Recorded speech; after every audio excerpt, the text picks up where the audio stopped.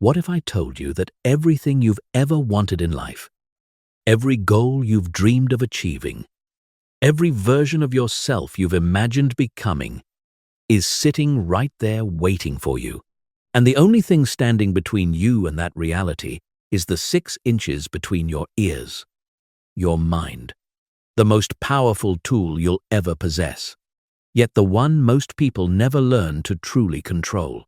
Today, we're going to change that. We're going to explore how mastering your mind isn't just about positive thinking or meditation. It's about fundamentally rewiring your entire relationship with reality itself. By the time we're done here, you'll understand that controlling your mind isn't just a nice idea, it's the ultimate superpower that determines whether you live as the architect of your destiny or remain a passenger in your own life. Chapter 1. The Prison of Unconscious Thinking. Most people live their entire lives as prisoners in their own minds, and they don't even realize the bars exist. Every single day, you're bombarded with approximately 60 to 70,000 thoughts. That's one thought every 1.2 seconds during your waking hours. But here's what's absolutely mind-blowing. According to neuroscience research, 95% of these thoughts are exactly the same as the ones you had yesterday. And tomorrow, you'll think the same thoughts again. You're literally running the same mental programs on repeat, day after day, year after year, creating the same experiences, the same emotions, the same limitations, and wondering why your life never changes. Think about this for a moment. If your thoughts create your reality, and you're thinking the same thoughts every single day, then you're literally creating the same reality every single day. You wake up, and within moments, your brain automatically starts playing the greatest hits album of your limitations. I can't do this because I'm not good enough, because this won't work, because life is hard, because. And just like that, before you've even gotten out of bed, you've already sentenced yourself to another day of the same life you've been living. But it gets worse. Not only are most of your thoughts repetitive, but neuroscientists have discovered that approximately 80% of our daily thoughts are negative. That means out of those 60 to 70,000 thoughts you're having every day, roughly 56,000 of them are working against you. Imagine having an enemy following you around all day, whispering discouraging things in your ear every few seconds. That's literally what's happening inside your own head. Except the enemy is you. The unconscious mind is like a massive iceberg. The conscious mind, the part you think you're in control of, is just the tip floating above water. But beneath the surface lies this enormous mass of unconscious programming that's actually running your life. Your unconscious mind processes approximately 11 million bits of information per second, while your conscious mind can only handle about 40 bits per second. That means your unconscious mind is processing information at a rate that's roughly 275,000 times faster than your conscious awareness. This unconscious programming was installed mostly during your first 7 years of life, when your brain was primarily operating in what neuroscientists call theta brainwave states. During these years, your brain was like a sponge, downloading everything around you without any critical thinking or filtering. Every limiting belief your parents had about money, relationships, success, and life in general got downloaded directly into your unconscious operating system. Every time someone told you to be realistic, to not dream too big, to play it safe, that information got hardwired into your neural networks. And here's the kicker. Your unconscious mind doesn't know the difference between what's real and what's imagined, between what happened to you and what you simply observed happening to others. If you watched your parents struggle financially while you were growing up, your unconscious mind recorded that as money is hard to get, money causes stress, rich people are greedy, I'm not worthy of abundance. These programs are now running in the background of your mind 24 hours a day, 7 days a week, influencing every decision you make, every opportunity you notice or ignore, every action you take or avoid taking. The tragedy is that most people never question these programs. They assume that the voice in their head is actually them, that their automatic thoughts are just the way they are, that their limiting beliefs are facts about reality rather than programs that can be changed. They live their entire lives fighting against their own unconscious programming and wondering why success feels so difficult, why they keep sabotaging themselves, why they can't seem to break through to the next level no matter how hard they try. But what if I told you that this prison has no locks? What if the bars you think are keeping you trapped are actually just illusions? The moment you realize that you are not your thoughts, that you are the observer of your thoughts, everything changes. You begin to understand that you have the power to choose which thoughts to focus on, which beliefs to accept, and which mental programs to keep running or shut down completely. Chapter 2. The Science of Mental Reprogramming. Your brain is not fixed. For decades, scientists believed that after a certain age, your brain was essentially set in stone, that your neural pathways were permanent, and that you were stuck with whatever mental programming you had acquired. This belief kept millions of people trapped in patterns they thought they couldn't change. But then neuroscience made one of the most revolutionary discoveries in human history: neuroplasticity.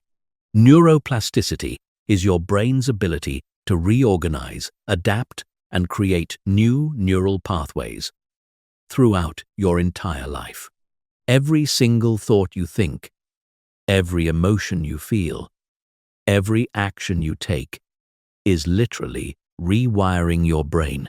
When neuroscientists put London taxi drivers under brain scans, they discovered that their hippocampus, the region associated with spatial navigation, was significantly larger than average.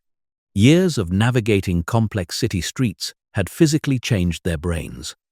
When they studied musicians, they found that the areas responsible for finger movement and auditory processing were dramatically enlarged. The brain had literally reorganized itself based on repeated practice and focus. This means that your current mental programming, no matter how deeply ingrained it seems, is not permanent. Those neural pathways that create your automatic thoughts, your emotional reactions, your limiting beliefs, they're all just patterns of electrical and chemical activity that have been strengthened through repetition. And just like any pattern, they can be changed, weakened, and replaced with new ones. Here's how it works. Every time you have a thought, your brain releases chemicals called neurotransmitters. These chemicals create specific electrical patterns across your neural networks. When you think the same thought repeatedly, you literally strengthen the neural pathway associated with that thought. It's like walking through a field of grass. The first time you walk through, you barely leave a trace. But if you walk the same path every day for months, you create a clear, well-defined trail. Your thoughts work exactly the same way. The incredible news is that your brain doesn't care whether the thoughts you're thinking are positive or negative, empowering or limiting, true or false. It simply strengthens whatever neural pathways you use most frequently. This means you have the power to literally rewire your brain for success, confidence, abundance, and happiness by consciously choosing which thoughts to think repeatedly. Dr. Joe Dispenza's groundbreaking research has shown that people can create measurable changes in their brain structure and chemistry through focused mental rehearsal alone. In his studies, participants who mentally practiced new behaviors and thought patterns showed the same neural changes as people who physically practiced those same behaviors. Their brains couldn't tell the difference between what they imagined and what they actually experienced. But here's where most people get it wrong. They think that positive thinking alone is enough to change their lives. They try to slap some affirmations on top of years of negative programming and wonder why nothing changes. That's like trying to plant flowers in soil that's full of weeds. The weeds will always choke out the flowers unless you first clear the ground. Real mental reprogramming requires 3 essential components. First, you must become aware of your current programming. You can't change what you're not aware of. Most people are completely unconscious of their thought patterns, their emotional reactions, their automatic behaviors. They're like someone driving a car while sleepwalking. Second, you must consciously interrupt the old patterns. Every time you catch yourself thinking a limiting thought or feeling a disempowering emotion, you must consciously choose to stop and redirect your mental energy. Third, you must consistently practice new thought patterns until they become as automatic as the old ones. The process of neuroplasticity typically follows a predictable timeline. For the first few days of practicing new thought patterns, it feels awkward and forced, like writing with your non-dominant hand. Your brain is literally creating new neural pathways, and this requires focused attention and energy. After about a week of consistent practice, the new patterns start to feel slightly more natural. Your brain is beginning to automate the new pathways. After approximately 21 days, the new patterns have become significantly stronger, though the old pathways haven't completely disappeared yet.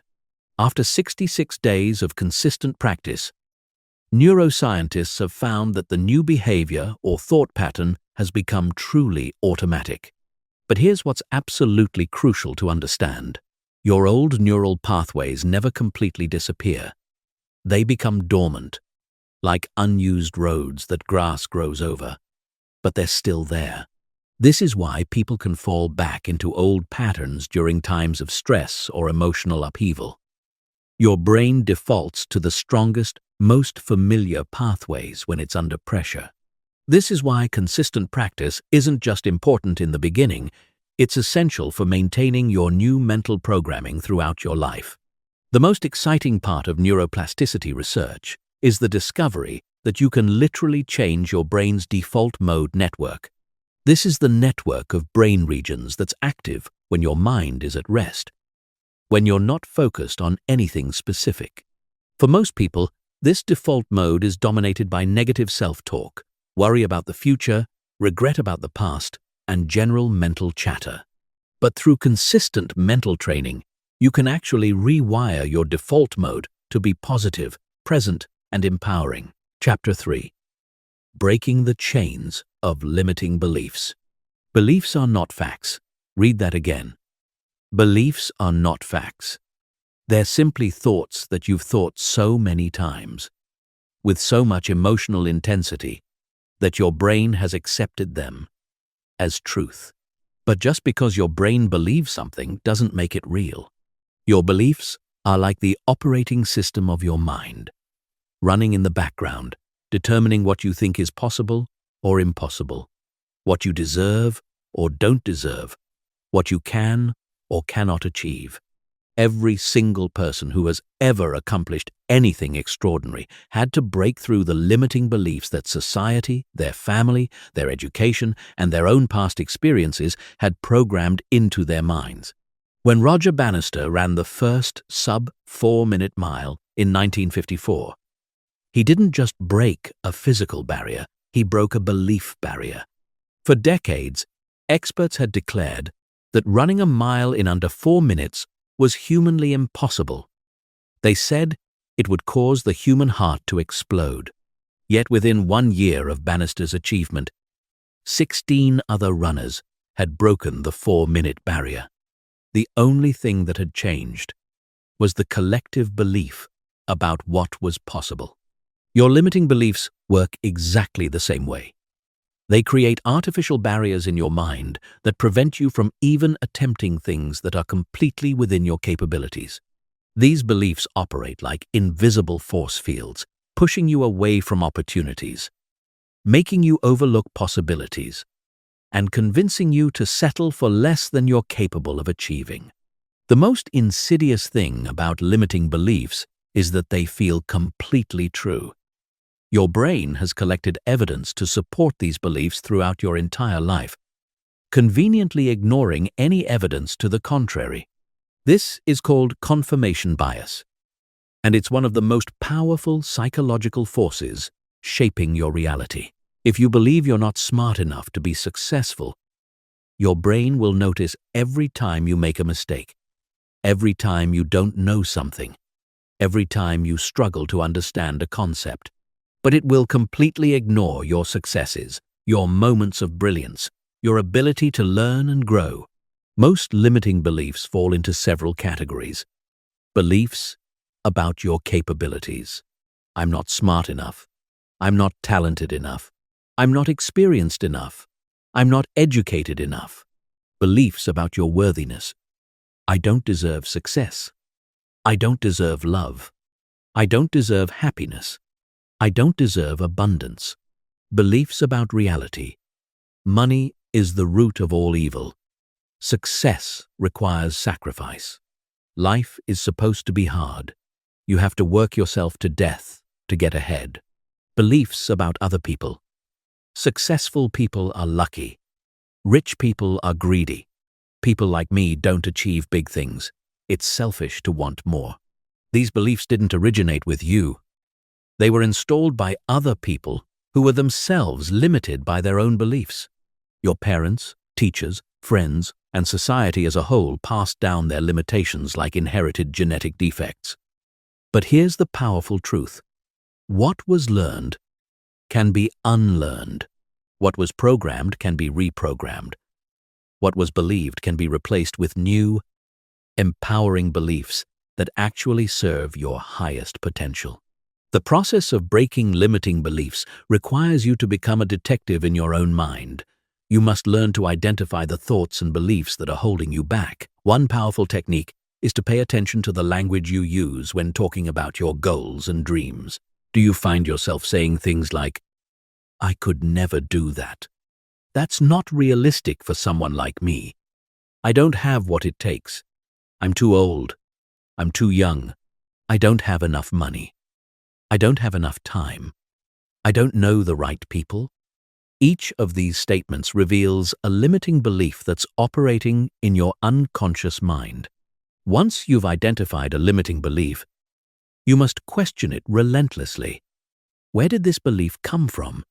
Is it actually true, or is it just something I learned from someone else? What evidence do I have that supports this belief?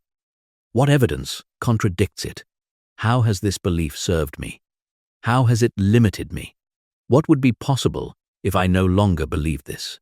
What would I attempt if I knew I couldn't fail? The key to breaking limiting beliefs is to replace them with empowering beliefs that feel believable to you.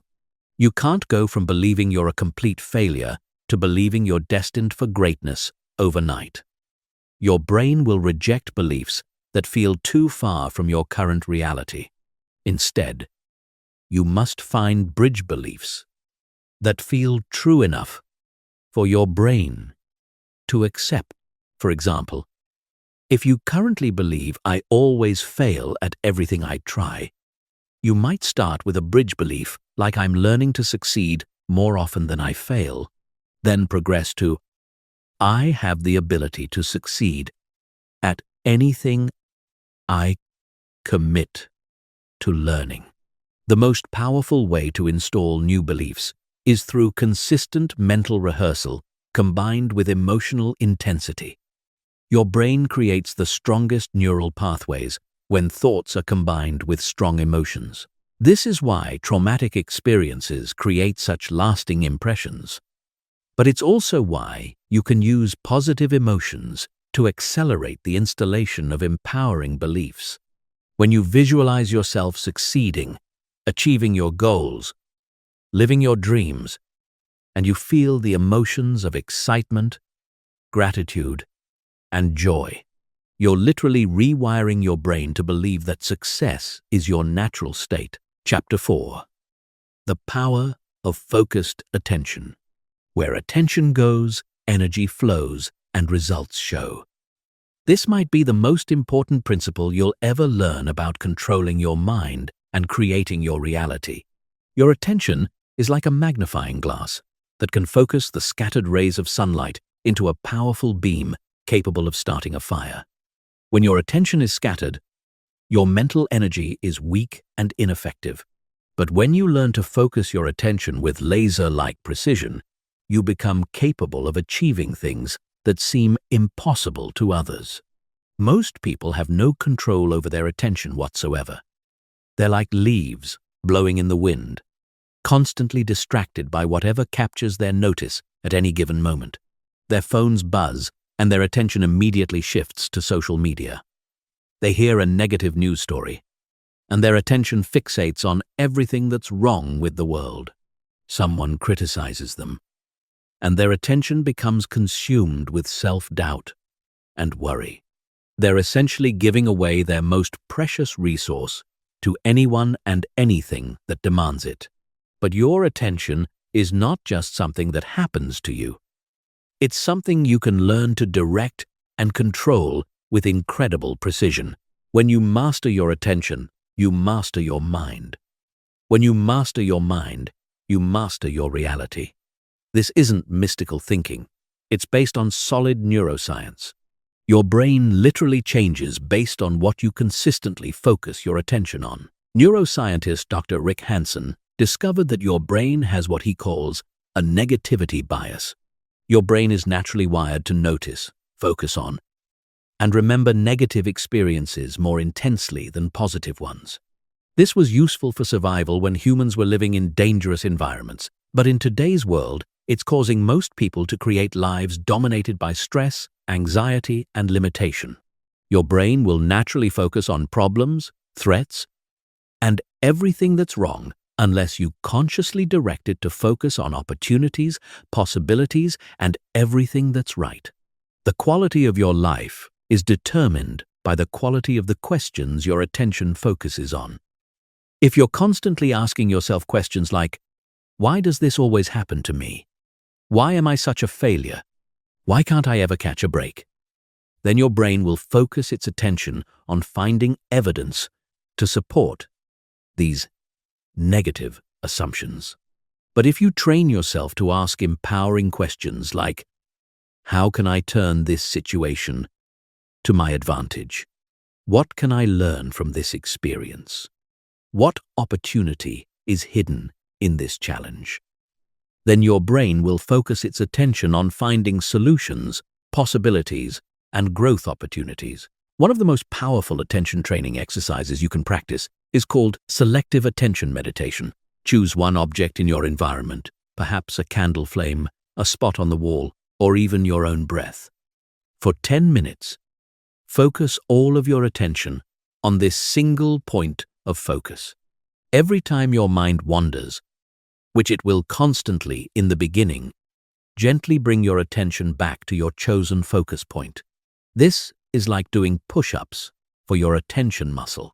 The more you practice, the stronger your ability to direct and control your attention becomes. But focused attention isn't just about meditation. It's about learning to direct your mental energy toward what you want to create rather than what you want to avoid. Most people focus obsessively on their problems, their limitations, their fears, and their past failures. Then they wonder why these things seem to dominate their reality. What you focus on expands. When you focus on problems, problems multiply. When you focus on possibilities, possibilities multiply. The practice of focused attention requires you to become extremely selective about what you allow into your mental space. You must become a gatekeeper of your own mind, consciously choosing what thoughts to entertain, what information to consume, what conversations to engage in, and what experiences to focus on. This doesn't mean ignoring reality or avoiding all negative information. It means being strategic about where you invest your precious mental energy. One of the most transformative attention practices is called positive focus training. Every day, deliberately seek out 3 things that are going well in your life, 3 things you're grateful for, and 3 possibilities or opportunities that exist in your current situation. Write them down and really focus on them. Feel the emotions associated with these positive aspects of your reality. Your brain will begin to automatically notice more positive aspects because you're training it to look for them. Another powerful technique is future-focused visualization. Instead of letting your attention drift randomly into worries about the future, take control and deliberately direct your attention toward the future you're creating. Spend time each day visualizing your goals as already achieved, feeling the emotions of success, and focusing on all the details of your ideal life. When you consistently focus your attention on the reality you want to create, your brain begins to notice opportunities and possibilities that align with that vision. The ultimate goal of attention training is to develop what psychologists call cognitive flexibility. This is the ability to consciously shift your attention between different aspects of your experience depending on what serves you best in any given moment. When facing a challenge, you can choose to focus on the solution rather than the problem. When experiencing a setback, you can choose to focus on the lesson rather than the loss. When dealing with difficult people, you can choose to focus on understanding rather than judgment. Chapter 5. Emotional Mastery and Mental Strength. Your emotions are not happening to you. They're being created by you. This might be the most liberating realization you'll ever have, and simultaneously the most challenging to accept. For most people, emotions feel completely automatic and beyond their control. They believe they're victims of their emotional states, tossed around by feelings of anger, fear, sadness, and anxiety like ships in a storm. But the truth is that your emotions are the direct result of your thoughts, your focus, and your interpretation of events. Every emotion you experience begins with a thought. That thought triggers a cascade of biochemical reactions in your body, releasing hormones and neurotransmitters that create the physical sensations you associate with different emotions. The thought "I'm in danger" triggers the release of stress hormones like cortisol and adrenaline, creating the physical experience of fear. The thought "this is unfair" triggers different chemical reactions, creating the experience of anger. The thought "I'm not good enough" triggers yet another set of biochemical responses, creating the experience of shame or inadequacy. But here's what changes everything. You have the power to choose your thoughts. And when you change your thoughts, you automatically change your emotions. This doesn't mean suppressing negative emotions or pretending everything is perfect when it's not. It means understanding that you have far more control over your emotional state than you've been taught to believe. Most people are completely unconscious of their emotional patterns. They react automatically to situations based on emotional programs that were installed in childhood. Someone criticizes their work, and they automatically feel defensive and angry. They face a new challenge, and they automatically feel anxious and overwhelmed. They compare themselves to others, and they automatically feel inadequate and jealous. These emotional reactions feel so automatic that they assume they're just part of their personality, unchangeable aspects of who they are. But emotional mastery is possible. It begins with developing emotional awareness. You must learn to observe your emotions as they arise, rather than being completely consumed by them. When you feel anger building, instead of immediately reacting, you pause and notice, "I'm feeling anger right now. This is what anger feels like in my body. What thought triggered this emotion? What interpretation of this situation created this feeling?" This simple act of observation creates space between you and your emotion, giving you the power to choose your response rather than react automatically. The next level of emotional mastery is learning to reframe situations in ways that generate more empowering emotions. Every situation can be interpreted in multiple ways, and each interpretation will generate different emotional responses. If someone cuts you off in traffic, you can interpret it as they're being disrespectful and selfish, which will generate anger. Or you can interpret it as they must be in a hurry. Maybe they have an emergency, which will generate understanding or even compassion. Or you can interpret it as this is a great opportunity to practice patience and emotional control, which will generate a sense of empowerment. One of the most powerful emotional mastery techniques is called the emotional reset. When you notice yourself in a negative emotional state, you immediately stop what you're doing and ask yourself, what do I need to think or focus on right now to feel the way I want to feel? Then you consciously choose thoughts and mental images that generate more positive emotions. You might think about someone you love, recall a recent success, visualize achieving a goal, or simply focus on something you're grateful for. Physical posture and breathing also have tremendous influence over your emotional state. Your emotions are not just mental phenomena, they're embodied experiences. When you're depressed, your shoulders slump, your breathing becomes shallow, and your movements become slow and lethargic. But this relationship works both ways. When you consciously change your physiology, you can instantly change your emotional state. Stand up straight, pull your shoulders back, breathe deeply, and smile, and you'll immediately feel more confident and positive. The practice of emotional regulation requires you to become skilled at managing your biochemistry. Every emotion creates specific chemical changes in your body, and these chemicals can linger for hours or even days if you don't know how to process them effectively.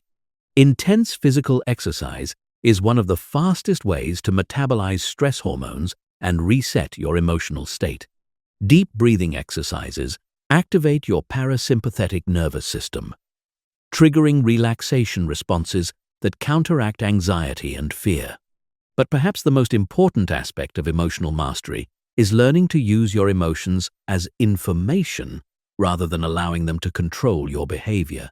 Emotions are like dashboard warning lights in your car. They're providing you with information about your thoughts, your needs, and your current state of mind. When you feel anxious, that's information that you're focusing on potential threats or problems. When you feel angry, that's information that something doesn't align with your values or expectations. When you feel excited, that's information that you're focusing on possibilities and opportunities. The goal isn't to eliminate negative emotions entirely. That's neither possible nor desirable. Negative emotions serve important functions. Fear can protect you from real dangers. Anger can motivate you to change unjust situations. Sadness can help you process loss and connect with others.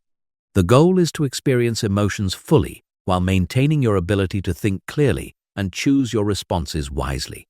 True emotional strength isn't about being tough or suppressing your feelings. It's about being able to feel whatever you're feeling without being controlled by those feelings. It's about maintaining your center in the storm, staying connected to your values and goals regardless of temporary emotional turbulence. When you develop this kind of emotional mastery, you become truly unstoppable, because external circumstances lose their power to derail you from your chosen path. Chapter 6. The Art of Mental Visualization. Your mind cannot tell the difference between a vividly imagined experience and a real one. This isn't just motivational speaking. It's neuroscientific fact. When you visualize yourself performing an action, your brain fires the exact same neural pathways as when you actually perform that action. The motor cortex, the visual cortex, the emotional centers, they all activate as if the experience were real. This is why Olympic athletes spend hours mentally rehearsing their performances. why surgeons visualize complex procedures before entering the operating room, and why the most successful people in every field use visualization as a cornerstone of their mental training. But most people completely misunderstand visualization. They think it's about daydreaming or wishful thinking. They close their eyes, create a vague mental image of their goal, and wonder why nothing changes. Real visualization is a precise, systematic mental skill that requires training, focus, and specific techniques. When done correctly, visualization literally rewires your brain for success by creating neural pathways that make your desired outcomes feel familiar, natural, and inevitable.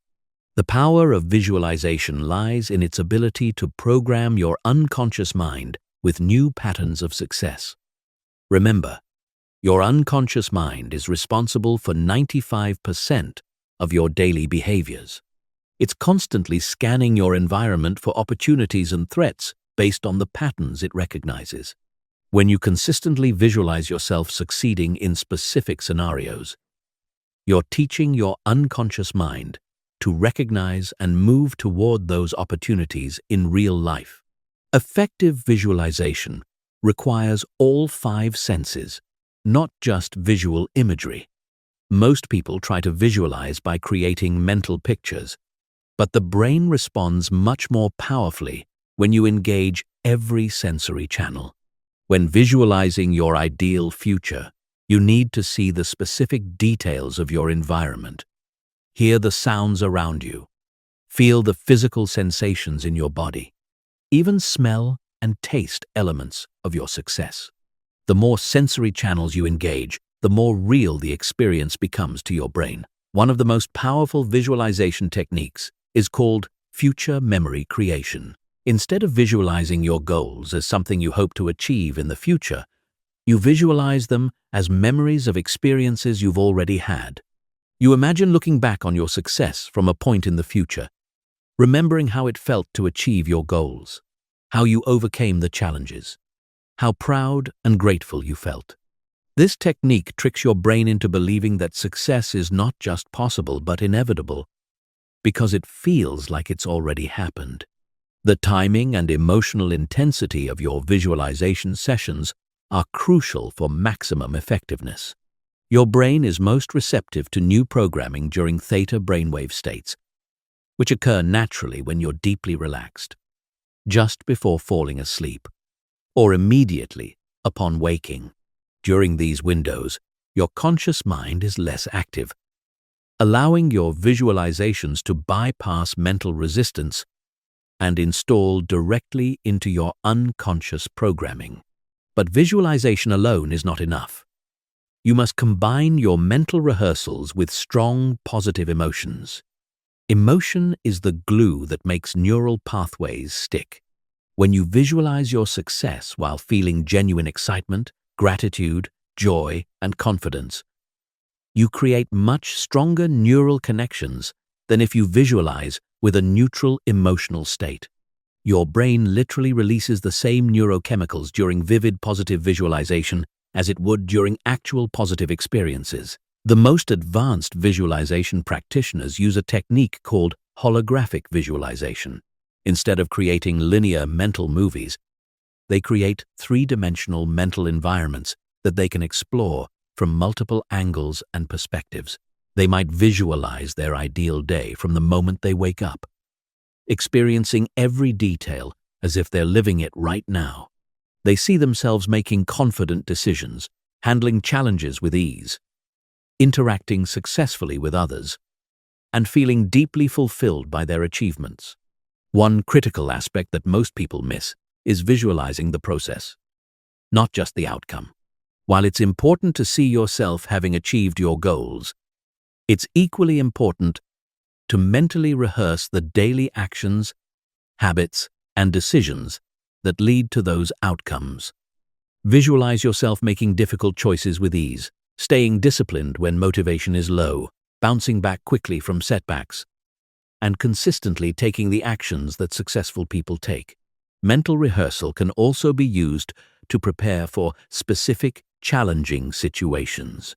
If you have an important presentation, job interview, difficult conversation, or performance coming up. You can use visualization to mentally practice every aspect of that experience. See yourself walking into the room with confidence, feeling calm and prepared, delivering your message clearly and powerfully, handling unexpected questions with grace, and achieving the outcome you desire. By the time you face the real situation, your brain will recognize it as familiar territory. The key to making visualization work is consistency and specificity. Vague, occasional mental images have little impact on your neural programming. But 15 to 20 minutes of detailed, emotionally charged visualization every day for several weeks will create measurable changes in your brain structure and dramatically increase your probability of success. You're literally training your mind the same way an athlete trains their body, through consistent, focused repetition of the skills and experiences you want to master. Chapter 7. Breaking Free from Mental Habits. Your life is essentially the sum total of your habits. Every single thing you do automatically, without conscious thought, is shaping your reality moment by moment, day by day. The way you wake up in the morning, how you respond to stress, what you focus on when your mind wanders, how you interpret setbacks, the words you use when talking to yourself. These habitual patterns are literally creating the life you're living right now. Most people are completely unconscious of their mental habits. They think habits are just physical behaviors, like brushing teeth or exercising. But your most powerful habits are mental. The habit of focusing on problems instead of solutions. The habit of interpreting challenges as threats instead of opportunities. The habit of rehearsing worst-case scenarios instead of best-case outcomes. The habit of comparing yourself to others instead of focusing on your own progress. These mental habits are running automatically in the background of your mind, creating your emotional state, your energy level, and ultimately your results. The neuroscience of habit formation reveals why changing ingrained patterns feels so difficult. Every habit exists as a neurological loop consisting of 3 parts. A cue that triggers the habit, the routine or behavior itself, and the reward that reinforces the pattern. Your brain loves habits because they conserve mental energy. Once a pattern becomes automatic, your brain can perform it without conscious effort, freeing up cognitive resources for other tasks. But here's the crucial insight. You can hack your own habit loops by identifying the cues and rewards, then consciously installing new routines. Let's say you have a mental habit of catastrophic thinking whenever you face uncertainty. The cue might be any situation where you don't know what's going to happen. The routine is imagining all the things that could go wrong. The reward is the illusion of being prepared for danger, even though this mental habit actually makes you less capable of handling challenges effectively. To change this pattern, you keep the same cue and reward, but install a new routine. When you notice uncertainty triggering your catastrophic thinking, you consciously choose to visualize positive outcomes instead. You ask yourself empowering questions like, what's the best thing that could happen here? How might this situation work out even better than I expect? What opportunities might be hidden in this challenge? You still get the reward of feeling prepared, but now you're programming your mind for success instead of failure. The most powerful mental habit you can develop is the habit of conscious choice. Most people react automatically to their thoughts and emotions, but you can train yourself to pause between stimulus and response. When a limiting thought arises, instead of automatically believing it or being controlled by it, you pause and ask, is this thought helpful? Is it true? What would be a more empowering way to think about this situation? This simple pause creates the space for you to choose your response instead of reacting automatically. One of the most transformative mental habits is the habit of reframing. Every situation that occurs in your life is neutral until you assign meaning to it. The meaning you assign determines your emotional response, your energy level, and your actions. You can develop the automatic habit of looking for empowering interpretations of every experience. When something doesn't go as planned, instead of automatically thinking this is a disaster, you can train yourself to automatically think, how can I use this? What is this teaching me? How might this redirect me towards something even better? The morning mental routine is perhaps the most important habit you can establish because it sets the tone for your entire day. Most people wake up and immediately check their phones, flooding their minds with other people's agendas, problems, and mental energy. But you can create a morning routine that programs your mind for success from the moment you wake up. Spend the first 15 minutes of your day in gratitude, visualizing your goals, setting intentions for how you want to feel and what you want to accomplish. Breaking negative mental habits requires what psychologists call pattern interruption. The moment you catch yourself engaging in a disempowering mental pattern, you must do something completely different to break the neural loop. Some people use physical movement, jumping up and down or doing push-ups. Others use verbal interruptions, saying stop or cancel that out loud. The key is to interrupt the pattern before it gains momentum and becomes a full-blown emotional spiral. The habit of mental hygiene is just as important as physical hygiene. But most people never think about it. Just as you wouldn't go days without showering, you shouldn't go days without cleaning your mental space. This means regularly examining your thoughts, questioning beliefs that aren't serving you, and consciously choosing what information and influences you allow into your mind. You become extremely selective about what you read, watch, listen to, and discuss, because you understand that everything you expose your mind to is programming your unconscious. One of the most powerful habits for mental mastery is the end-of-day review. Before going to sleep, spend 5 minutes reflecting on your mental performance throughout the day. What thoughts served you well? Which mental patterns held you back? What emotional reactions were you proud of? What would you handle differently next time? This habit of self-reflection accelerates your mental development because you're constantly learning from your experiences instead of just repeating them unconsciously. The ultimate goal is to develop what neuroscientists call cognitive flexibility, the ability to consciously shift between different mental strategies depending on what the situation requires. Instead of being stuck in one way of thinking, you develop a toolkit of mental habits that you can access at will. When facing a problem, you can shift into analytical thinking mode. When feeling stressed, you can shift into calming and centering mode. When pursuing a goal, you can shift into focused action mode. This mental agility is what separates peak performers from everyone else. Chapter 8. Building Unshakable Mental Resilience. Mental resilience is not about being tough or suppressing your emotions. It's about developing the ability to maintain your center, your clarity, and your forward momentum, regardless of what life throws at you. Resilient people don't experience fewer setbacks than others. They simply recover faster and use challenges as fuel for growth rather than reasons to give up. The foundation of mental resilience lies in understanding that you are not your circumstances. Your external situation is simply data, information about what's happening around you. But your internal state, your peace of mind, your sense of purpose, your confidence in your ability to handle whatever comes, that's completely under your control.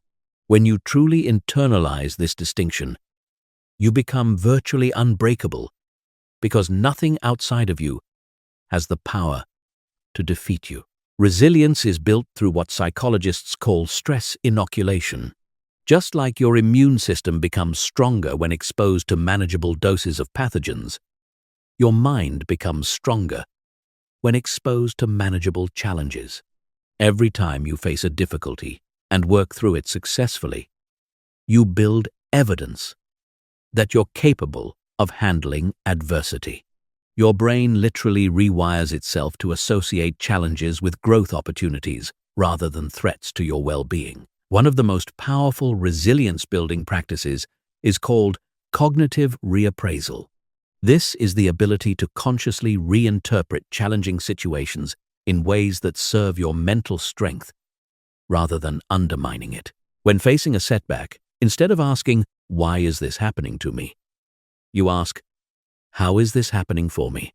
Instead of seeing obstacles as evidence that you should give up, you see them as evidence that you're pushing beyond your comfort zone into growth territory. The most resilient people have developed what researchers call an internal locus of control.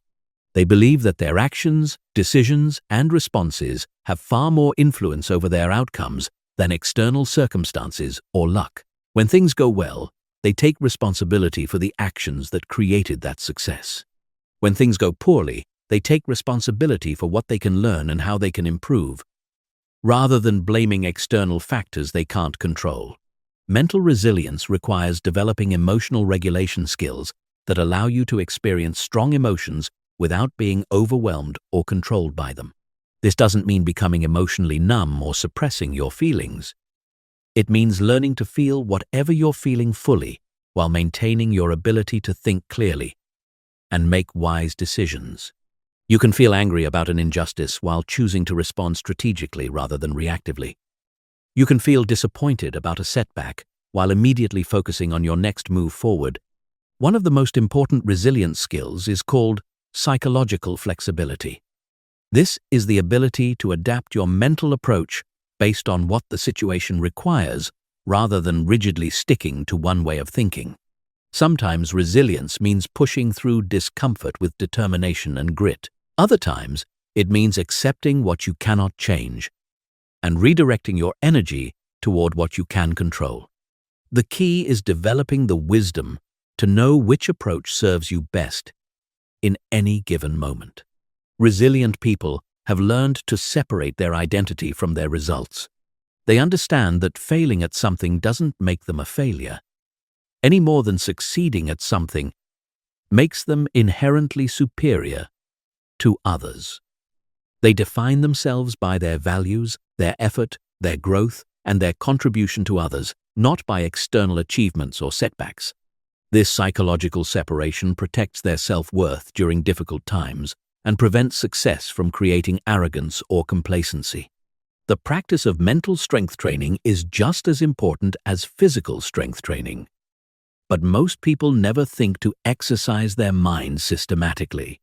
Mental strength training involves deliberately putting yourself in challenging situations where you can practice staying calm, focused, and solution-oriented under pressure. This might mean taking on projects that push your capabilities, having difficult conversations you've been avoiding, or facing fears that have been limiting your growth. One of the most powerful resilience tools is called the growth mindset, a concept developed by psychologist Carol Dweck. People with a growth mindset believe that their abilities, intelligence, and talents can be developed through effort, learning, and persistence. When they face challenges, they see them as opportunities to become stronger and more capable. People with a fixed mindset believe their abilities are set in stone. So challenges feel like threats to their self-image rather than opportunities for development. Resilient people have also mastered the art of temporal perspective. They understand that all emotional states are temporary, that all challenges eventually pass, and that time has a way of putting things in perspective. When facing immediate difficulties, they consciously zoom out and imagine how they'll view the current situation 1 year, 5 years, or 10 years from now. This perspective helps them avoid making permanent decisions based on temporary emotions. The ultimate expression of mental resilience is post-traumatic growth, the ability to not just recover from adversity, but to become stronger, wiser, and more capable as a result of difficult experiences. Research shows that people who develop post-traumatic growth often emerge from challenges with greater self-confidence, deeper relationships, clearer priorities, and a stronger sense of what really matters in life. They learn to see their struggles not as evidence of weakness, but as proof of their strength and capacity for growth. Chapter 9. Overcoming fear and taking massive action. Fear is not your enemy. Fear is simply your brain's way of trying to protect you from perceived danger. The problem is that your ancient survival programming hasn't updated to distinguish between real physical threats and psychological challenges. Your amygdala, the brain's alarm system, responds to the possibility of public embarrassment, financial loss, or social rejection with the same neurochemical response it would trigger if you were facing a hungry predator. Understanding this biological reality is the first step toward developing a healthy relationship with fear. The biggest lie ever told about successful people is that they don't experience fear. Every person who has ever achieved anything significant has had to face fear, doubt, and uncertainty. The difference between those who succeed and those who remain stuck is not the absence of fear, but the willingness to take action despite fear. Courage is not the absence of fear. It's feeling fear and moving forward anyway. Most people try to wait until they feel ready, confident, and fear-free before taking action toward their goals. But confidence doesn't create action. Action creates confidence. Every time you do something that scares you and survive the experience, you build evidence that you're more capable than your fears suggested. Your brain literally rewires itself to associate challenge with growth rather than danger. This is why the most confident people are usually those who have faced the most fears and taken action despite uncertainty. Fear serves an important evolutionary function, but in modern life, it often prevents us from pursuing the very experiences that would make us happiest and most fulfilled. The things you're most afraid of are usually the things most worth doing. Fear is often a compass pointing toward your growth edge, toward the experiences that would expand your capabilities and transform your life. When you learn to interpret fear as excitement about your potential rather than evidence that you should retreat, everything changes. One of the most powerful fear-conquering techniques is called systematic desensitization. Instead of trying to overcome your biggest fears all at once, you gradually expose yourself to increasingly challenging versions of what you're afraid of. If you're terrified of public speaking, you might start by speaking up more in small group conversations. Then volunteer to give a toast at a family gathering. Then speak at a small community meeting, gradually building up to larger audiences. Each successful experience reduces the fear response and builds your confidence for the next level. The practice of worst-case scenario planning can actually reduce fear rather than increase it. Most fear is fear of the unknown. When you take time to specifically identify what you're afraid might happen and create concrete plans for how you would handle each scenario, the fear loses much of its power. You realize that even your worst-case scenarios are usually manageable, and having a plan makes you feel prepared rather than helpless. Many people are paralyzed by perfectionism, which is really just fear of failure disguised as high standards. They postpone taking action until they can guarantee a perfect outcome, which means they never take action at all. But perfection is not just impossible, it's counterproductive. Progress requires experimentation, learning from mistakes, and constant adjustment based on feedback. The goal is not to avoid all mistakes, but to make mistakes quickly, learn from them rapidly, and iterate towards success. Fear of judgment from others keeps more people stuck than almost any other factor.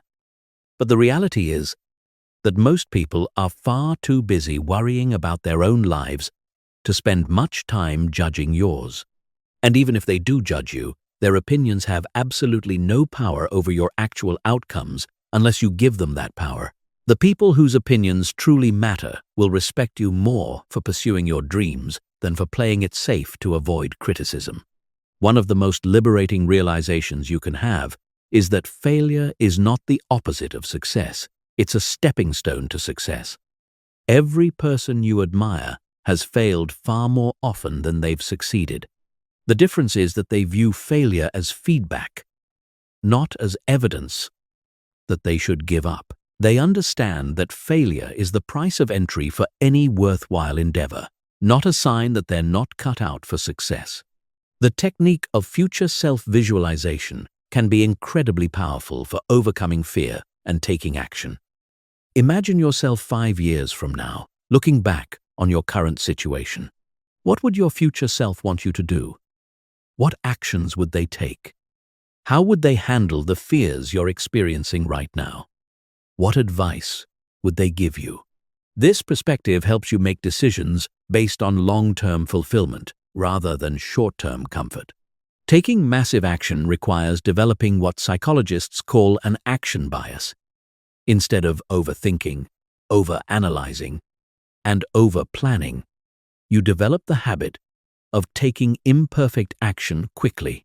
You understand that taking action, even imperfect action, provides you with real-world feedback that no amount of thinking can replace. You can always course-correct along the way, but you can't steer a parked car. The ultimate key to overcoming fear is understanding that your comfort zone is not actually comfortable. Staying where you are, avoiding challenges, and playing it safe might feel comfortable in the short term, but it leads to long-term regret, unfulfillment, and the gnawing sense that you're not living up to your potential. The temporary discomfort of pushing through fear is nothing compared to the permanent discomfort of knowing you settled for less than you were capable of achieving. Chapter 10. Creating your reality through consistent practice. Everything we've discussed throughout this journey comes down to one fundamental truth. Consistent practice is the bridge between knowing and being, between understanding and mastery, between dreaming and achieving. You can have all the knowledge in the world about how your mind works, but without consistent practice of mental mastery techniques, nothing in your life will change. Knowledge without application is just entertainment. The transformation you're seeking doesn't happen overnight. Your current mental patterns, emotional reactions, and behavioral habits have been reinforced thousands of times over many years. They're deeply ingrained in your neural pathways, your biochemistry, and your unconscious programming. Expecting to change them with a few days or weeks of effort is like expecting to develop the physique of an Olympic athlete with a few workouts. Real change requires consistent, patient, persistent practice over time. But here's what's truly exciting. Every single day you practice mental mastery techniques, you're literally rewiring your brain. Every time you choose an empowering thought over a limiting one, you're strengthening neural pathways that serve your success.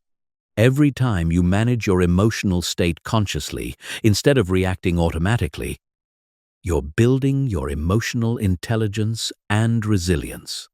Every time you focus your attention deliberately instead of letting it wander randomly, you're developing your mental discipline and clarity. The compound effect applies to mental development just as powerfully as it applies to financial investment. Small, consistent improvements in your mental habits create exponential results over time. A 1% improvement in your mindset, focus, emotional regulation, or belief system every day leads to a 37 times improvement over the course of a year. Most people underestimate what they can achieve in a year and overestimate what they can achieve in a day. The key is focusing on consistency rather than intensity. Creating a sustainable daily practice requires what researchers call implementation intentions.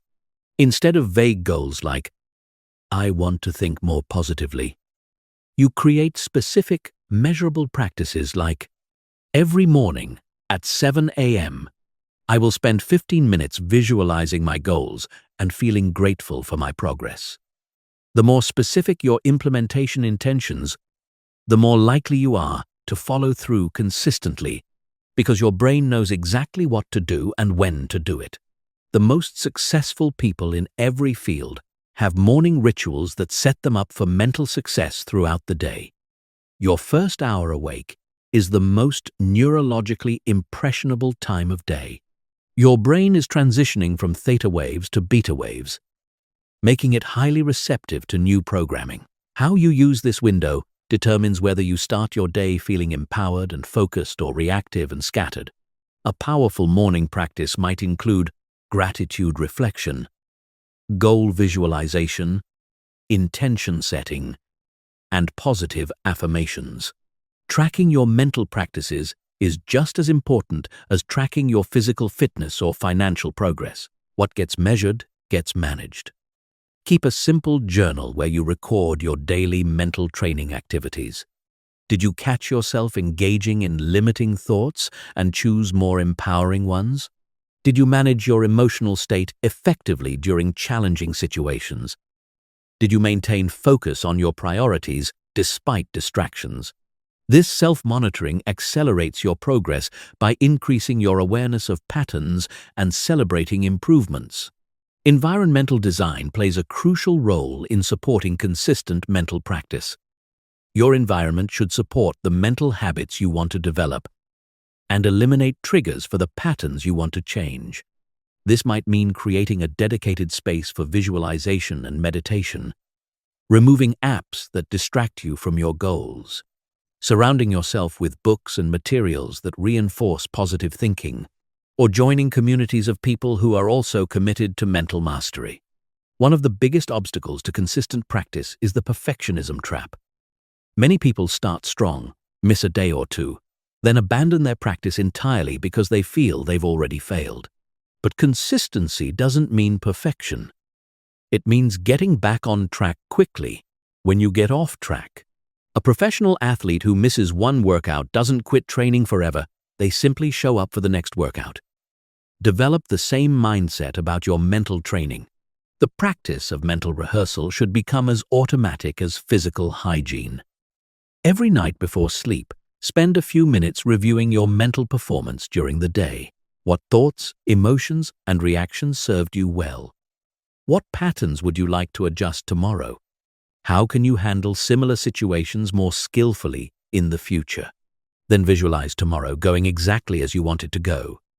See yourself thinking clearly, feeling confident, responding wisely to challenges, and moving closer to your goals.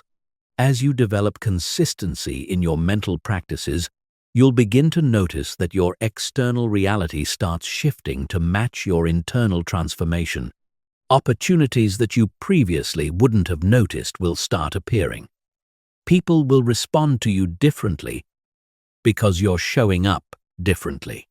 Challenges that used to overwhelm you will feel manageable because you've developed the mental tools to handle them. This isn't magic or mystical thinking. It's the natural result of upgrading your mental programming. The ultimate goal of all mental mastery practices is to develop what researchers call self-directed neuroplasticity. This is the ability to consciously and deliberately rewire your own brain to support the life you want to create. You become the architect of your own mental programming, the director of your own thoughts and emotions, the creator of your own reality. This level of mental mastery doesn't happen overnight, but every day you practice, you move closer to becoming the person who naturally thinks, feels, and acts in ways that create the life you truly desire. Remember, your mind is your most powerful tool, but like any tool, its effectiveness depends on how skillfully you use it. The techniques you've learned are not just concepts to understand. They're skills to develop through consistent practice. Your future self is counting on you to do the work, to show up every day, to choose growth over comfort, action over hesitation, mastery over mediocrity. The person you're capable of becoming is waiting for you on the other side of consistent practice. The only question is, are you ready to become them? Chapter 11. Mastering your inner dialogue. The conversation you have with yourself every single day is the most important conversation you'll ever have. Right now, as you're listening to these words, there's a voice in your head commenting, analyzing, judging, comparing, predicting, and narrating your experience. This inner voice never stops talking.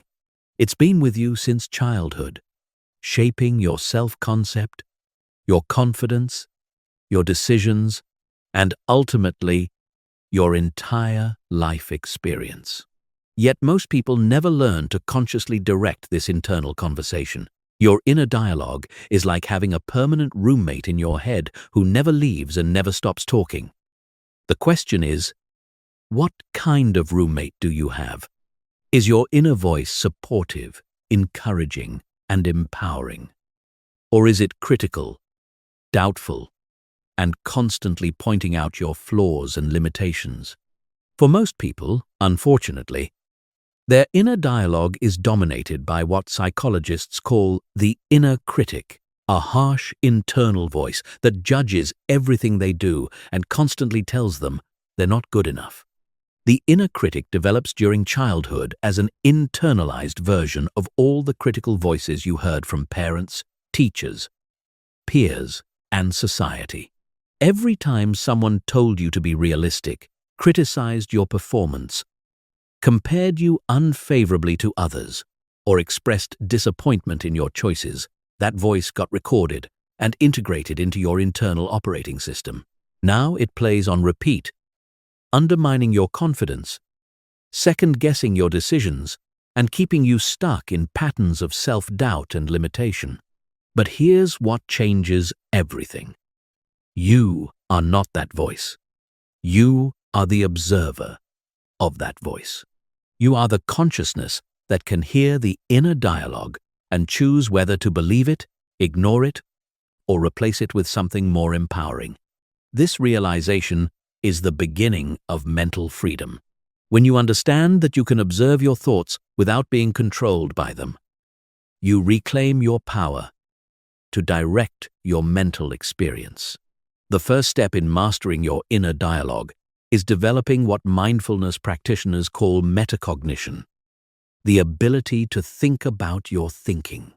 Start paying attention to the tone, content, and patterns of your inner voice throughout the day. Notice when it's supportive versus when it's critical. Observe how it responds to challenges, opportunities, mistakes, and successes. Most people are completely unconscious of their inner dialogue, letting it run on autopilot for their entire lives. One of the most powerful techniques for transforming your inner dialogue is called cognitive restructuring. This involves consciously examining your automatic thoughts and replacing them with more accurate, balanced, and empowering alternatives. When you catch your inner critic saying something like, "I always mess everything up," you pause and ask, is this actually true? Can I think of times when I've handled things well? What would be a more accurate and helpful way to think about this situation? The practice of positive self-talk is not about lying to yourself or pretending everything is perfect. It's about becoming your own best coach and supporter instead of your own worst enemy. Imagine if you had a coach who constantly criticized you, focused on your weaknesses, predicted your failure, and reminded you of every mistake you'd ever made. You would fire that coach immediately. Yet most people allow their inner critic to treat them this way every single day. Effective self-talk follows specific principles that maximize its impact on your mental state and performance. First, it should be specific rather than general.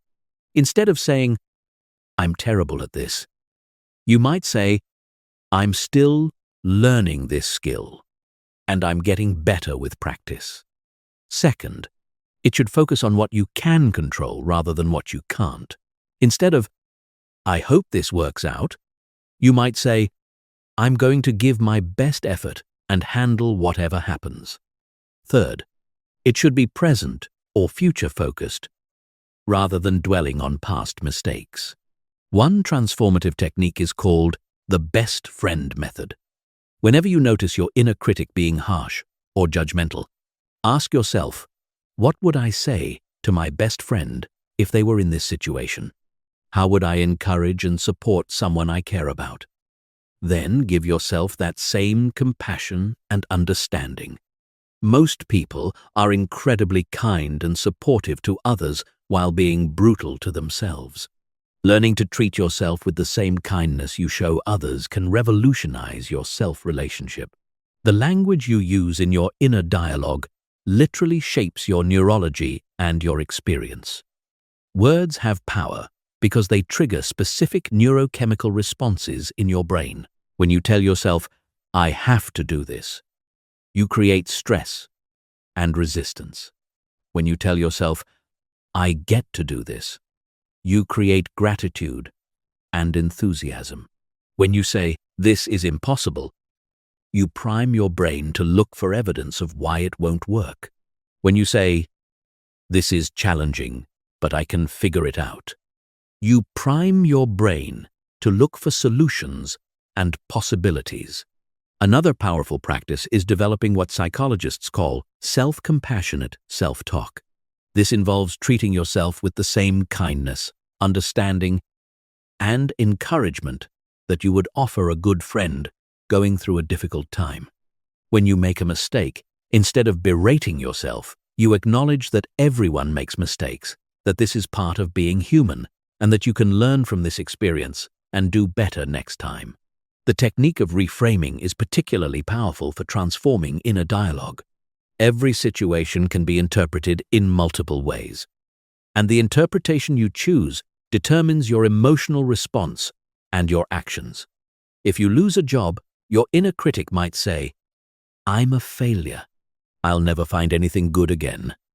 But you could reframe this as, "This is an opportunity to find something even better, suited to my talents and goals. This happened for a reason, and something amazing is coming." Creating empowering mantras and affirmations can help reprogram your default self-talk patterns. These should be personally meaningful statements that contradict your specific limiting beliefs and reinforce the identity and mindset you want to develop. Instead of generic affirmations, create specific statements like, "I am becoming more confident and capable every day," or "I trust my ability to handle whatever challenges come my way," or "I deserve success and happiness as much as anyone else." The practice of inner dialogue journaling can accelerate your awareness and transformation of self-talk patterns. Each evening, write down examples of your inner dialogue from that day. What did your inner voice say during challenging moments? How did it respond to successes and setbacks? What patterns do you notice? What alternative self-talk would have served you better? This practice increases your consciousness of automatic thought patterns and helps you design more empowering internal conversations. Advanced practitioners develop what could be called an inner council of advisors. Instead of just one inner voice, they consciously cultivate different internal perspectives they can access, depending on what they need. They might have an inner coach for motivation and encouragement, an inner strategist for problem solving, an inner wise elder for perspective and patience, and an inner cheerleader for celebration and confidence. This allows them to always have access to the kind of internal support that serves their highest good. The ultimate goal of mastering your inner dialogue is to become your own greatest ally instead of your own worst enemy. When your internal conversation is consistently supportive, encouraging, solution-focused, and empowering, you become unstoppable. You develop unshakable self-confidence because your inner voice constantly reinforces your capabilities and potential. You recover quickly from setbacks because your self-talk helps you learn and grow rather than dwelling on failures. You take more risks and pursue bigger goals because your inner dialogue supports your dreams rather than talking you out of them. Chapter 12. Optimizing mental energy and peak performance. Mental energy is just as real and important as physical energy. Yet most people have no understanding of how to manage, conserve, or optimize it. Your brain consumes approximately 20% of your total daily energy, even though it represents only about 2% of your body weight. Every decision you make, every problem you solve, every emotion you regulate, every distraction you resist, depletes your mental energy reserves. Understanding how to maximize your mental energy is the key to sustained high performance in every area of your life. Most people operate in a constant state of mental fatigue without even realizing it. They wake up tired, struggle to focus throughout the day, feel drained by simple decisions, and collapse into mindless activities in the evening. They assume this is just how life is supposed to feel, never recognizing that mental exhaustion is largely preventable through proper mental energy management. The concept of decision fatigue reveals why so many high-achieving people seem to lose their willpower as the day progresses. Every choice you make, from what to wear, to what to eat, to how to respond to emails, uses up finite mental resources. This is why successful people like Steve Jobs and Mark Zuckerberg famously wore the same outfit every day. They understood that preserving mental energy for important decisions requires eliminating unnecessary choices wherever possible. Your brain operates in different states throughout the day, each optimized for different types of mental work.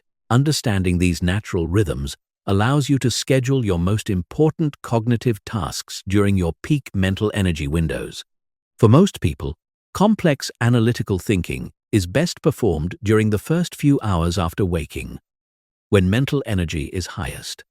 Creative tasks often flow better during slightly lower energy states, when the mind is more relaxed and associative. The practice of deep work, as defined by researcher Cal Newport, is the ability to focus on cognitively demanding tasks for extended periods without distraction. This skill is becoming increasingly rare in our hyper-connected world, but it's also becoming increasingly valuable. Deep work produces disproportionate results because it allows you to create at your highest level, solve complex problems, and produce work that can't be replicated by artificial intelligence or automation. Creating the optimal environment for peak mental performance requires eliminating what researchers call attention residue. Every time you switch between tasks, part of your attention remains stuck on the previous task, reducing your cognitive capacity for the current one. This is why multitasking is actually a myth. Your brain doesn't multitask. It rapidly switches between tasks, and each switch comes with an efficiency cost. True mental optimization requires single tasking, with complete focus. The concept of cognitive load theory explains why some mental work feels effortless while other work feels exhausting. Your working memory can only hold a limited amount of information at one time. When you try to process too much information simultaneously, your cognitive system becomes overloaded and performance degrades rapidly. Managing cognitive load means breaking complex tasks into smaller components and organizing information in ways that don't overwhelm your mental processing capacity. Nutrition plays a crucial role in mental energy optimization that most people completely underestimate. Your brain runs primarily on glucose, but the quality and timing of that glucose delivery dramatically affects cognitive performance. Stable blood sugar levels support sustained mental energy, while blood sugar spikes and crashes create corresponding energy and focus fluctuations. Eating foods with a low glycemic index and consuming regular, balanced meals helps maintain consistent mental energy throughout the day. The relationship between physical exercise and mental performance is profound and scientifically well documented. Exercise increases the production of brain-derived neurotrophic factor, which stimulates the growth of new neural connections and improves cognitive function. Even short bursts of physical activity can immediately enhance mental clarity, creativity, and focus. Many of history's greatest thinkers, from Aristotle to Einstein, were known for taking regular walks to stimulate their mental processes. Sleep quality is perhaps the most undervalued factor in mental energy optimization. During sleep, your brain clears metabolic waste, consolidates memories, and restores cognitive resources. Even small sleep deficits accumulate over time, creating significant impairments in attention, decision-making, emotional regulation, and creative thinking. Prioritizing sleep quality and duration is not about being lazy. It's about maximizing your mental performance capacity. The practice of mental recovery is just as important as mental exertion for sustaining high performance over time. Just as athletes incorporate rest and recovery into their training regimens, peak mental performers build deliberate recovery periods into their schedules. This might include meditation, nature walks, mindless activities that allow the mind to wander, or complete disconnection from information and stimulation. Attention management is more important than time management in today's information-rich environment. You can have all the time in the world, but if your attention is scattered, fragmented, and constantly hijacked by distractions, you won't accomplish anything meaningful.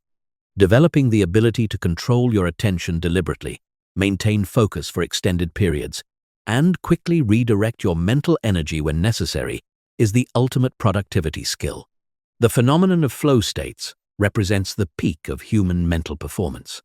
Flow occurs when you're completely absorbed in a challenging activity that matches your skill level, when self-consciousness disappears, and when you perform at levels that surprise even yourself. While flow can't be forced, you can create conditions that make it more likely to occur. Clear goals, immediate feedback, elimination of distractions, and tasks that stretch your abilities without overwhelming them. Technology can either enhance or destroy mental energy depending on how it's used. Digital devices and applications can serve as cognitive tools that augment your mental capabilities, but they can also become sources of constant distraction and mental fragmentation. Developing digital wisdom means learning to use technology intentionally to support your cognitive goals, rather than letting it hijack your attention and deplete your mental resources. The concept of energy management extends beyond just mental energy to include emotional, physical, and spiritual energy. These different energy systems are interconnected and affect each other. Emotional turbulence drains mental energy.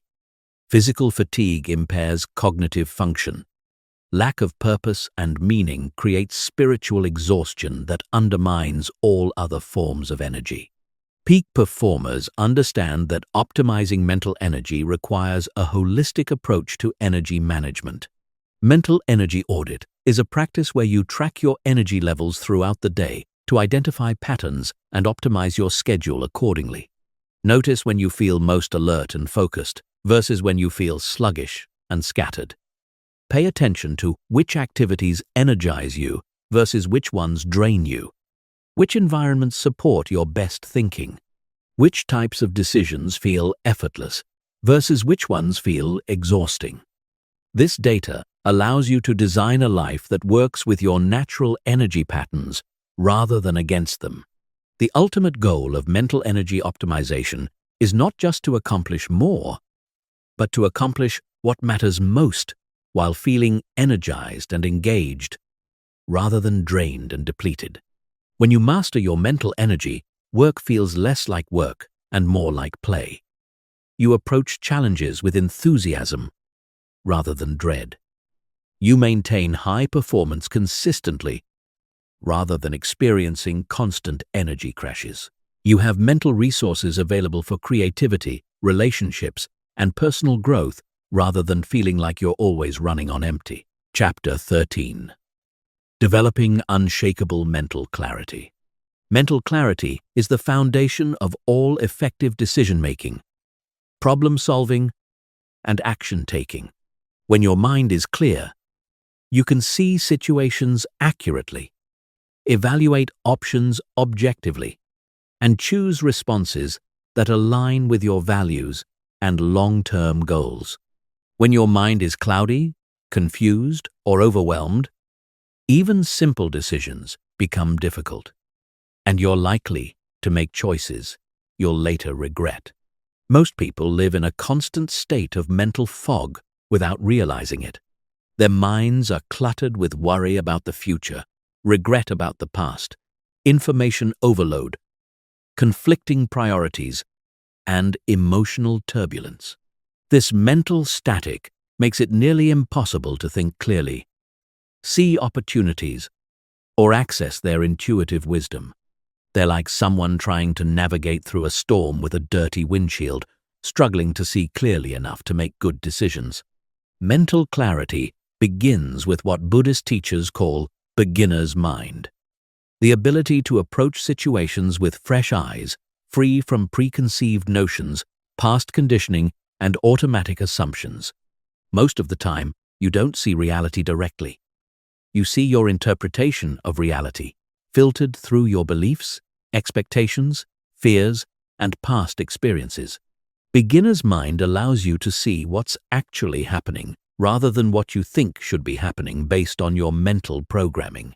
One of the biggest obstacles to mental clarity is what psychologists call cognitive overload. Your conscious mind can only process a limited amount of information at any given time. When you try to think about too many things simultaneously, your cognitive system becomes overwhelmed and your thinking becomes muddled and ineffective. Mental clarity requires learning to focus on one thing at a time with complete attention. The practice of mental decluttering is essential for developing clarity. Just as physical clutter makes it difficult to find what you need in your environment, mental clutter makes it difficult to access your best thinking and decision-making capabilities. Mental decluttering involves regularly clearing your mind of unnecessary thoughts, worries, and information that don't serve your current priorities and goals. Emotional clarity is a crucial component of overall mental clarity. Strong emotions can cloud judgment and make it difficult to think rationally. This doesn't mean suppressing emotions, but rather learning to feel your emotions fully while maintaining your ability to think clearly. When you're angry, you can acknowledge the anger without letting it control your decisions. When you're afraid, you can feel the fear without letting it paralyze you into inaction. The technique of perspective-taking dramatically enhances mental clarity by allowing you to see situations from multiple viewpoints. When you're stuck in one perspective, you can only see a limited range of options and solutions. But when you consciously shift perspectives, you often discover possibilities that weren't visible from your original vantage point. You might consider how the situation looks from another person's perspective, how you'll view it a year from now, or how someone you admire would approach it. Questions are one of the most powerful tools for developing mental clarity. The quality of your life is determined by the quality of the questions you ask yourself. Poor questions generate poor answers and keep you stuck in confusion and limitation. Powerful questions cut through mental fog and direct your attention toward useful information and productive solutions. Instead of asking, "Why does this always happen to me?" you might ask, "What can I learn from this situation?" Or, "How can I use this experience to become stronger and wiser?" The practice of meditation is perhaps the most reliable method for developing sustained mental clarity. Meditation teaches you to observe your thoughts without being caught up in them, to notice when your mind becomes agitated or confused, and to return to a state of centered awareness. Regular meditation practice literally changes your brain structure, strengthening areas associated with attention, emotional regulation, and cognitive flexibility, while reducing activity in areas associated with anxiety and mental chatter. Mental clarity requires learning to distinguish between facts and interpretations. Most of the time, what you think are facts are actually your interpretations of what happened, filtered through your beliefs, assumptions, and emotional state. Learning to separate what actually occurred from your story about what occurred is crucial for making decisions based on reality rather than fiction. This skill becomes particularly important during conflicts, setbacks, and challenging situations where emotional reactions can distort perception.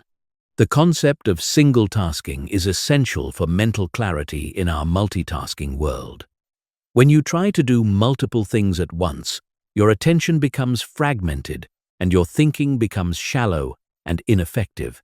True mental clarity requires the ability to focus completely on one thing at a time, giving it your full attention until it's completed or you consciously choose to move to something else. Physical organization supports mental clarity in ways that most people underestimate. When your physical environment is cluttered and disorganized, your mind tends to mirror that chaos. Creating clean, organized spaces for important work helps your mind operate more clearly and efficiently. This is why many successful people maintain minimalist work environments with only the essential items needed for the task at hand. The practice of regular reflection enhances mental clarity by helping you process experiences, extract lessons, and integrate new understanding. Without reflection, experiences simply accumulate without contributing to wisdom or growth. Setting aside time each day or week to think deeply about your experiences, decisions, and learnings helps you develop increasingly clear understanding of yourself, others, and life in general. Information diet is crucial for maintaining mental clarity in our information-rich world. Just as eating too much junk food clouds your physical energy, consuming too much low-quality information clouds your mental energy. Developing the discipline to be highly selective about what information you consume, what news you follow, what social media you engage with, and what entertainment you choose directly impacts your mental clarity and cognitive function. The ability to say no is fundamental to mental clarity. Every yes to one thing is a no to something else. When you say yes to too many commitments, projects, and distractions, your mental energy becomes scattered and your thinking becomes unclear. Learning to say no to good opportunities so you can say yes to great opportunities is essential for maintaining the mental clarity needed for high-level performance and decision-making. Mental clarity also requires what researchers call cognitive flexibility, the ability to switch between different thinking modes depending on what the situation requires. Sometimes clarity comes from analytical thinking, breaking problems down into components and examining them systematically. Other times, clarity comes from intuitive thinking, stepping back and allowing insights to emerge naturally. Developing both modes and knowing when to use each one maximizes your ability to see clearly in any situation. The ultimate benefit of mental clarity is the confidence that comes from knowing you can trust your own thinking and decision-making. When your mind is clear, you don't second-guess yourself constantly or get paralyzed by uncertainty.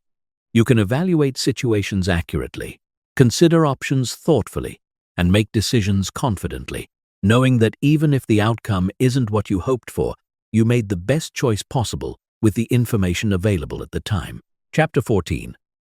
Sustaining Mental Mastery Through Life's Challenges. Mental mastery isn't a destination you reach and then maintain effortlessly for the rest of your life. It's an ongoing practice that must be maintained and strengthened continuously, especially when life presents its inevitable challenges, setbacks, and unexpected difficulties. The true test of your mental training isn't how well you perform when everything is going smoothly, but how quickly you can return to your center when life knocks you off balance. Life has a way of testing every skill you develop, and mental mastery is no exception.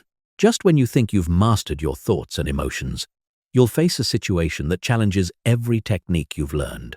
You might lose a job you thought was secure, experience a relationship breakdown, face a health scare, or encounter a financial crisis. These moments don't indicate failure in your mental training. They're opportunities to deepen and strengthen your mental mastery through real-world application. One of the most important principles for sustaining mental mastery is what psychologists call stress inoculation. Just as vaccines expose your immune system to small amounts of pathogens to build resistance against larger threats, deliberately exposing yourself to manageable challenges builds mental resilience for bigger difficulties. This doesn't mean seeking out unnecessary drama or hardship, but rather not avoiding every uncomfortable situation and viewing challenges as opportunities to strengthen your mental skills.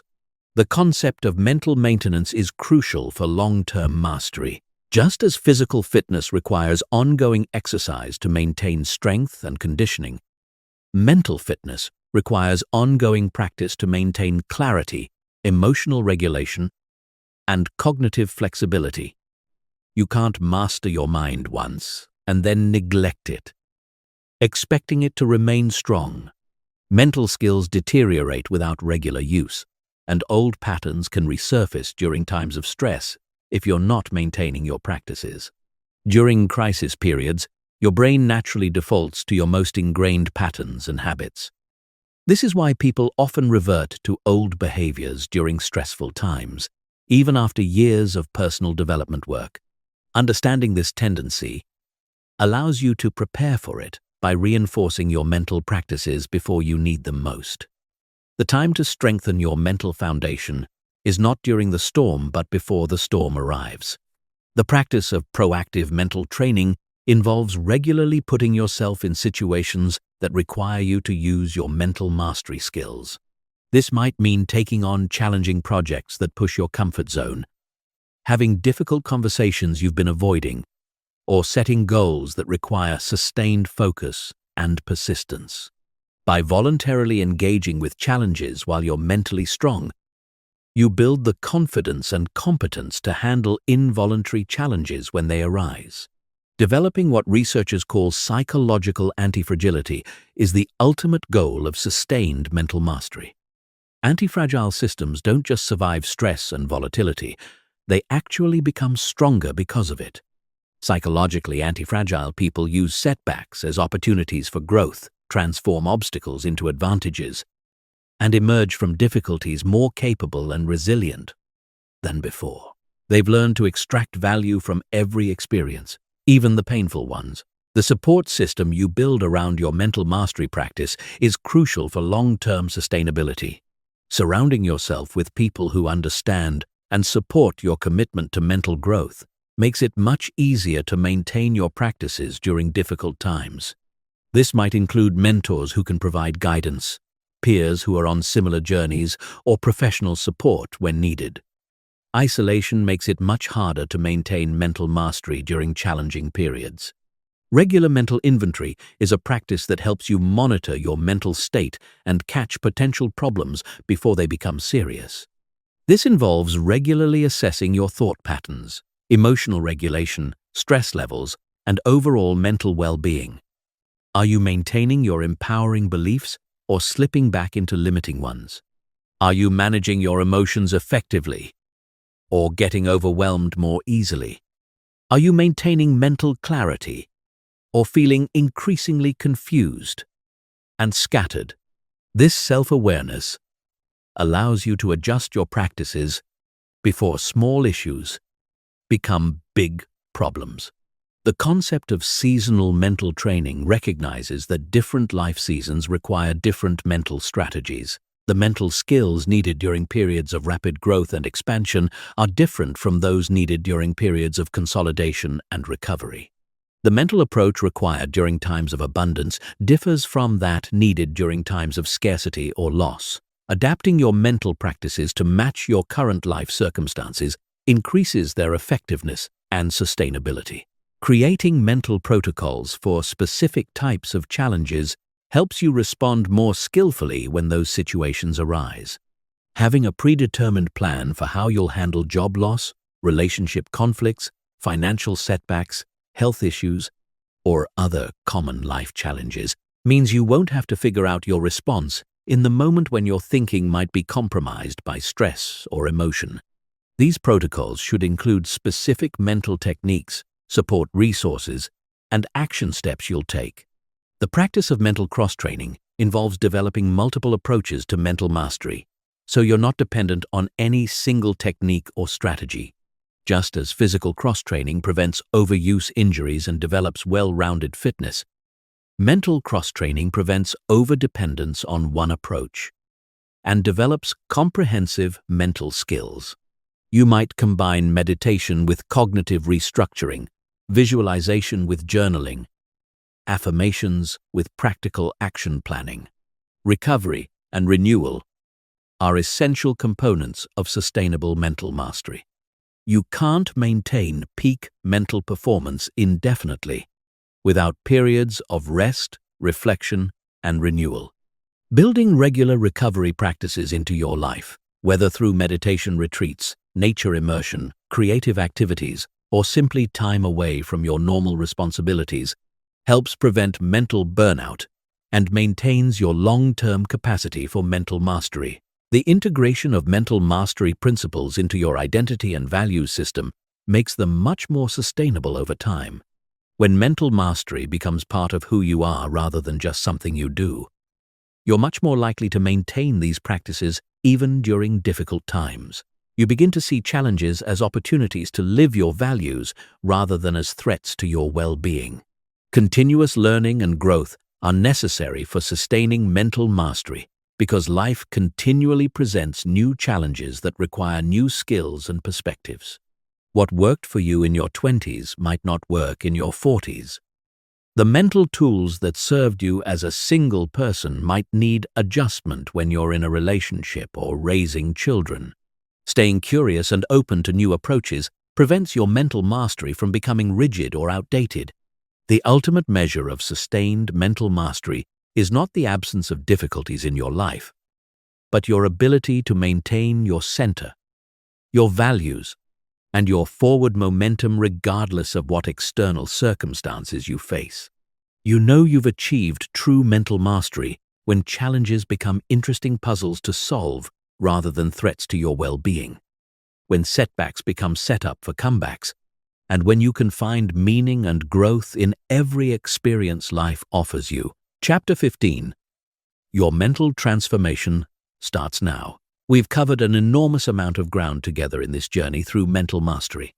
You've learned about the unconscious programming that runs your life, the science of neuroplasticity that proves you can rewire your brain, the power of beliefs to shape your reality, the techniques for managing your thoughts and emotions, and the practices that sustain mental mastery over time. But all of this knowledge is worthless unless you take action to implement it in your life, starting right now. Knowledge without action is just entertainment. You can read every book on mental mastery, attend every seminar, and understand every principle. But until you begin practicing these techniques consistently in your daily life, nothing will change. Your brain will continue running the same old programs, creating the same old results, and keeping you stuck in the same old patterns. The gap between where you are and where you want to be can only be bridged by taking action. The most important moment in your mental transformation journey is this moment right now. Not tomorrow when you feel more motivated. Not next week when your schedule clears up. Not next month when you've finished reading more books. Right now. Because the mind that got you to where you are cannot take you to where you want to go.